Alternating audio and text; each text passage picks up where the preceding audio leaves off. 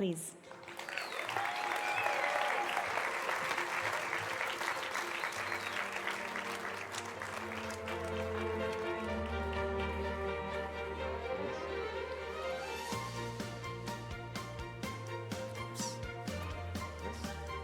Thank you. Hello, everybody. Glad to see you all here. So today what I thought I would do is explain how Jew hatred is akin to a latent virus. A latent virus is one that can infect a human being, but then it could lay dormant for many, many years, and there is something that triggers its resurgence. So for example, for many of you who are in your 50s or 60s, you've heard about the shingles virus. The shingles virus lays dormant in you, and then when you're in your middle age, it could flare up and cause some serious complications. And so I'd like to demonstrate how, in my own life, I've experienced the shingles virus of Jew hatred, first beginning in the Middle East, in Lebanon, and continuing in Montreal, Canada. But between those two periods, from the 1970s to more recently, the shingles virus of Jew hatred lay dormant for many, many years, but now it is so flaring up that I long for the warm days of the Lebanese Civil War, given some of the realities that I face in Montreal. So let's begin with my background. I was born in, by the way, usually if I didn't have an injury, I would be walking everywhere. I'm a very animated speaker, so you'll forgive me if I'm a bit more restrained in my movements.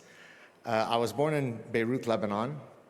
We were part of the last generation, last group of Lebanese Jews that had steadfastly refused to leave Lebanon. And this is exactly where the shingles virus is a really apt metaphor, because people say, well, but you had a great life in Lebanon. Well, yes, we had a great life until we had to put on running shoes and run really fast to avoid being executed. That said, though, even though Lebanon was referred to as colloquially as the Paris of the Middle East, it wasn't as tolerant as you would think. So let me give you some examples of the tolerance that we faced in Lebanon. In 1970, when I was 5 years old, Gamal Abdel Nasser, the Pan-Arabist president of Egypt, had just passed away. And he was revered in much of the Arab world. And as often happens in the Middle East, when somebody dies, people take to the street and they do all these big lamentations. As they were proceeding down my street, thousands of them, what's the thing that they were singing or screaming? Death to Jews in Arabic. And as a 5-year-old, I was confused. I turned to my mother, why are they singing death to Jews because some guy died in Egypt? She said, just keep quiet, put your head down. So that was my first experience of Jew hatred in tolerant, progressive Lebanon. Fast forward to about 2 years before the Civil War, our teacher asked us to each get up and say what we wish to be when we grow up. I want to be a policeman, I want to be a nurse, I want to be a soccer player.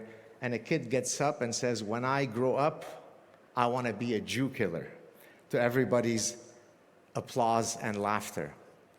My brother David, who's 10 years older than me, was the Lebanese judo champion for several years in a row.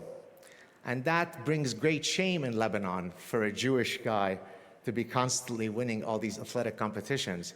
And so he was approached by some men. This is before the start of the Civil War. He was approached by some men who told him that it was time for him to retire, lest he may face some unfortunate accident.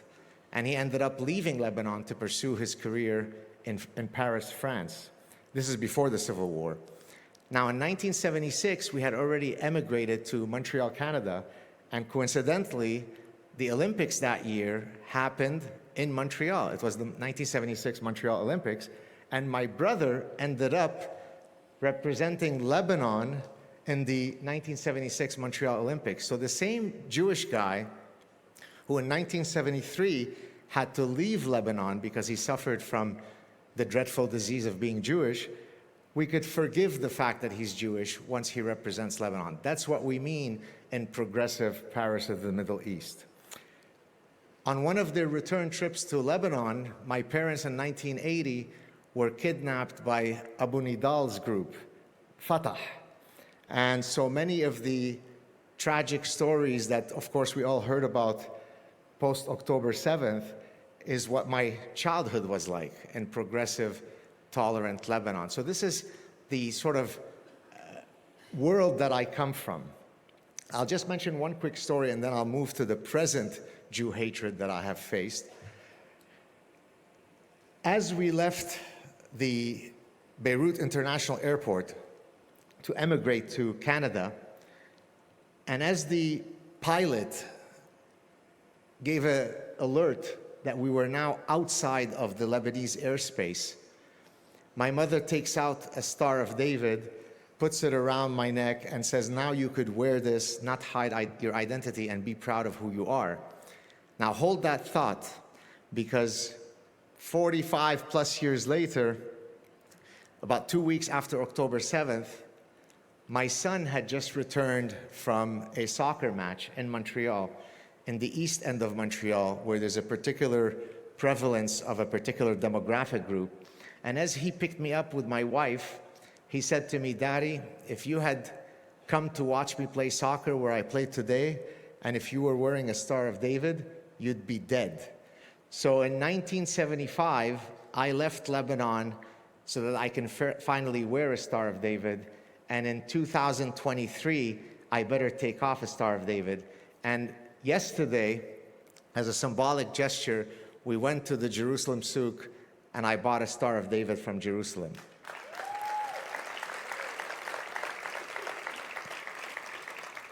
Just to give you a sense also of my more ancestral family in terms of Jew hatred, some of my grandparents escaped Syria because of Jew hatred.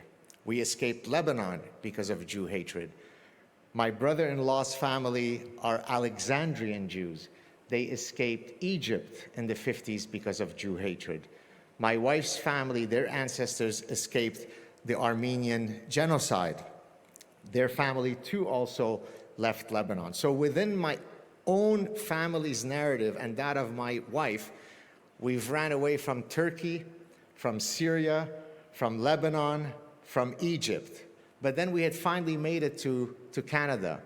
And for the next 25, 30 years, there'd be little peppering of minor Jew hatred, but it was generally a good place to live. But then in around 1998, late 90s, I started noticing what I colloquially and satirically refer to as freedom veils. Those are the wonderful, noble, emancipatory, sartorial designs that Islamic women wear. And the first woman I saw, I thought, okay, that seems okay. But from 1998 till today, if I walk out of my house, 30, 40, 50% of the women that I'll come across will be veiled. But what's the big deal, Professor Saad? It's just an exotic headscarf. No, there is a meaning to that headscarf. And you don't have to be a fancy professor to predict that demography is destiny and things are going to go bad for Jews once certain other ideologies take over. My home university is at Concordia University, for those of you who may have heard of it. It's the university that canceled Prime Minister Netanyahu in 2002. Before it was cool to be canceled, he was canceled 24 years ago. My university has been referred to as Gaza University for 25 years. So imagine a public figure such as myself who really doesn't mince words in my defense of the Jewish people, my defense of Israel, my antipathy towards many of the canons of Islam, now having to walk on campus to lecture. Well, it was no longer possible. So in the 21st century, a professor, a Jewish professor in Montreal, Canada, has to take a leave. I'm now on a 2-year leave, but it might, inshallah, become a permanent resignation soon. I'm on a leave because it's too dangerous for me to be at Concordia. So that gives you a bit of the type of Jew hatred that unfortunately I've had and my family has had to face. But now what I'd like to do is quickly shift to some of the psychological reasons why Jew hatred is so alluring to the architecture of the human mind. Of course, we could talk about theological-based Jew hatred in Christianity or in Islam. We can talk about the far right having Jew hatred in their heart and so on. But I'd like to talk about other forms of Jew hatred and why they exist, which you may not be familiar with. The first type of Jew hatred that I'm going to talk about is arguably the one that I detest the most, and that's the self-loathing Jew who hates Jews and who takes positions that are perfectly suicidal, hence suicidal empathy. And for those of you who are familiar with my work, or maybe those who are not, you'll learn here, I refer to such Jews as wood cricket Jews. And why do I refer to them as wood cricket Jews? This comes from the field of neuroparasitology. A wood cricket is an insect that detests water. It wants nothing to do with water. But when it is parasitized by a hairworm, it's a brainworm, the hairworm needs the wood cricket to jump into water, happily commit suicide, in order for the hairworm to complete its reproductive cycle. So the hairworm has literally hijacked the brain of this animal to suit its reproductive interest. Well, hashtag Queers for Palestine are the ultimate wood crickets. Gabor Mate, the degenerate imbecile, is the perfect example of a wood cricket. Because Gabor Mate, as I explained in my lecture in Tel Aviv a few days ago, for those of you who don't know who he is, he's an addiction specialist in Canada who basically says that I have been a Holocaust survivor, because that way he's got the credentials, the experiential credentials to prepare you for what he's about to say. By the way, his Holocaust survivor story is that when he was 6 months old, he was given to a Christian family to be protected. Well, 6 months old babies cannot consciously survive anything. They're not cognizant of what's happening to them. But he uses that to then say, I'm Jewish, I went through the Holocaust, and I'm here to tell you that the Nazis are nothing compared to how Nazi-like the Israeli state is. But had Gabor Mate, the wood cricket, been at the Nova Festival, and had he been kidnapped, I think that he would be praying for those Nazi IDF soldiers to come and rescue him. That's what a wood cricket is. And the world that I inhabit, which is the university ecosystem, is laden with wood crickets. Not only Jewish wood crickets, but oftentimes academics tend to be very much on the left, and being on the left is more likely to cause you to become a wood cricket. For those of you who don't know the famous novella by Franz Kafka, who was himself a Jewish author from the Czech Republic, he wrote a great novella called The Metamorphosis, where a guy wakes up one day and he's an insect. And now his family has to interact with him, no longer recognizing that he's a human being, but an insect. Well, I'm here to tell you that 100+ years after Franz Kafka's famous book, academia is filled with nothing but wood crickets. Second point about some of the psychological reasons why Jew hatred will regrettably maybe never go away. Well, there's something in psychology called the self-serving bias. The self-serving bias is how we attribute successes and failures in our lives. Most people attribute successes internally, right? I did well in my business because I'm a smart entrepreneur. It's because of my talents that I did well. And we attribute failures externally. I did poorly in my business because customers are too dumb to understand my brilliance, right? And that's a way to protect yourself as you go through life. Well, imagine if you can always find the ultimate external culprit for all of your individual and collective failings, right? And it's the Jew. Why did I not make it as an actor? Well, because it's the Jews that control Hollywood. Why is it that I didn't get a mortgage for my house? Who controls the banks? It's the Jews. By the way, did you know that in 2010, very close to here, in Sharm el-Sheikh, in Egypt, there were some shark attacks? Well, the wonderful Egyptian mukhabarat, which like the intelligence services, concluded that those sharks were Zionist sharks. This is not a joke. You can go and find it. 2010 Sharm el-Sheikh attacks, Jew sharks, because the Jew sharks would then damage the tourism industry of Egypt. This is what I call 6 degrees of Jew. For any calamity around the world, I give you up to 6 causal links to explain why it's the Jews' fault. So if a frog in the Amazon dies, you've got 6 steps. How do we blame it on Mordechai? I will end because I'm looking that time is up, although they told me I could go a bit longer. Thomas Sowell, for those of you who don't know that he's still alive. He's 95 years old. He's a fantastic economist. He is the model of what professors should be like, but he so hated academia that in the early 80s he said, I'm out of here. He became a fellow at the Hoover Institution.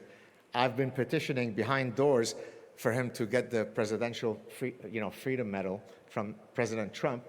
Well, Thomas Sowell was once asked, what's it going to take, Professor Sowell, for the Jews to no longer be hated? And he paused and he gave one of the most brilliant one-word answers. He said, fail. In other words, for people to stop hating the Jews, we need to fail. And I'm here to tell you, regrettably, that we shall always be hated because we shall always persevere and we shall always win.